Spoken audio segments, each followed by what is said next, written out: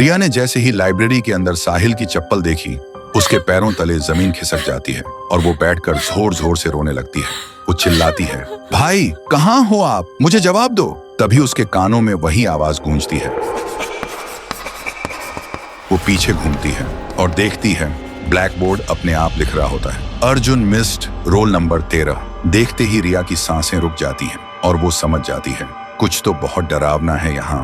कांपती हुई आवाज में रिया बोलती है, तुम कौन हो और ब्लैक बोर्ड पे जो लिखा है उसका मतलब क्या है? अगर कोई यहाँ है तो मुझे दिखाई दो। तभी एक अजीब सी आवाज गूंजती है और एक परछाई दिखाई देती है।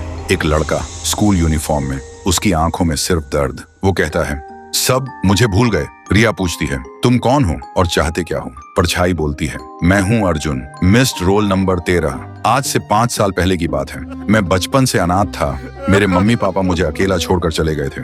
एक दिन क्लास के सब बच्चे मुझे कालुआ कालुआ कहकर चिढ़ाने लगे। मैं काला था, इसलिए मैं रोता हुआ लाइब्रेरी की तरफ भागा और जब मैं लाइब्रेरी में घुसने ही वाला था तभी देखा मैडम और एक डॉक्टर किसी अजीब चीज के बारे में बात कर रहे थे और तभी किसी ने मुझे पीछे से जोर से मारा। मेरी आंखों के सामने अंधेरा छा गया। जब मेरी आंखें खुली तो देखा मैं लाइब्रेरी के अंदर टेबल पर पड़ा था। डॉक्टर और मैडम भी वहां थे। मैं चिल्लाने की कोशिश कर रहा था लेकिन न चिल्ला पा रहा था न हिल पा रहा था। तभी मुझे पता चला ये लोग स्कूल के बच्चों को किडनैप करके उनके ऑर्गन्स निकालते हैं और उन्हें बेच देते हैं। फिर उसी दिन मैडम ने प्रिंसिपल के सामने कुछ बहाना बनाकर लाइब्रेरी को हमेशा के लिए बंद करवा दिया। गांव वालों के सामने मुझे मिसिंग बता दिया गया। तब से मेरी रूह इसी लाइब्रेरी में भटक रही है और हर रात 12 बजे घंटी बजाता हूँ,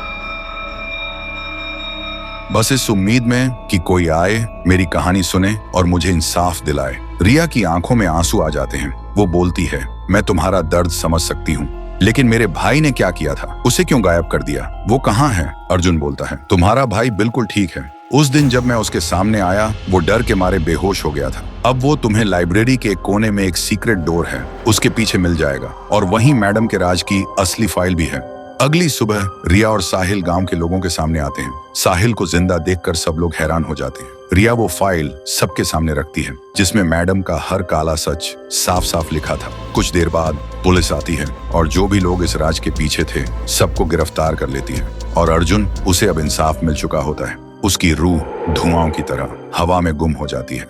तो दोस्तों, अगर आपको ये कहानी पसंद आई हो और आगे भी ऐसी हॉरर सीरीज चाहिए हो तो कमेंट करो